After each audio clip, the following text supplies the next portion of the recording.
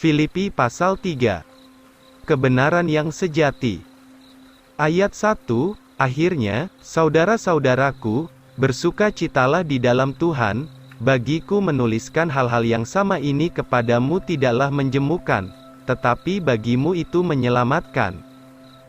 Hati-hatilah terhadap anjing-anjing, hati-hatilah terhadap orang-orang yang mengerjakan kejahatan, hati-hatilah terhadap penyunatan yang salah. Karena kitalah orang-orang bersunat, yaitu yang menyembah Allah di dalam roh dan bermegah-megah di dalam Kristus Yesus, dan yang tidak mempunyai keyakinan dalam hal-hal daging.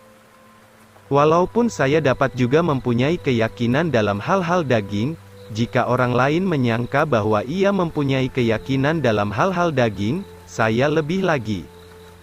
Disunat pada hari ke-8, dari bangsa Israel suku Benyamin, seorang Ibrani keturunan orang Ibrani, tentang hukum Taurat, seorang Farisi.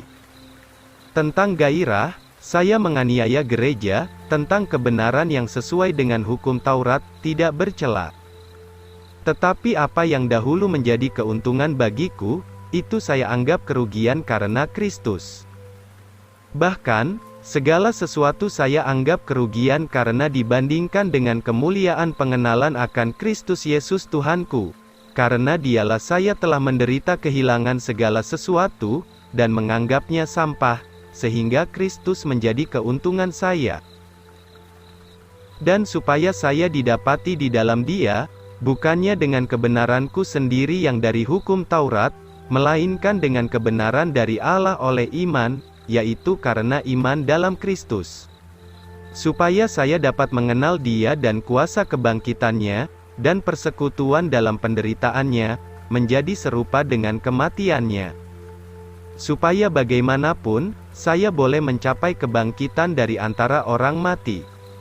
Bukan seolah-olah saya telah mencapainya, atau telah sempurna, tetapi saya mengejarnya, kalau saya dapat memegangnya, karena saya juga telah dipegang oleh Kristus Yesus.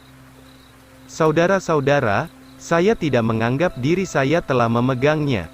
Tetapi satu hal yang saya lakukan, melupakan hal-hal yang di belakang, serta mencapai hal-hal yang di depan. Dan berlari-lari menuju sasaran, untuk memperoleh pahala dari panggilan Allah yang tinggi, di dalam Kristus Yesus.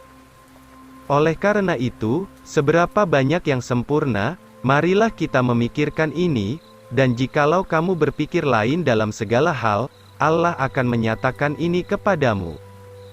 Tetapi sampai di mana kita tiba, biarlah kita berjalan menurut peraturan itu juga, dan biarlah kita memikirkan hal itu juga. Nasihat-nasihat kepada jemaat.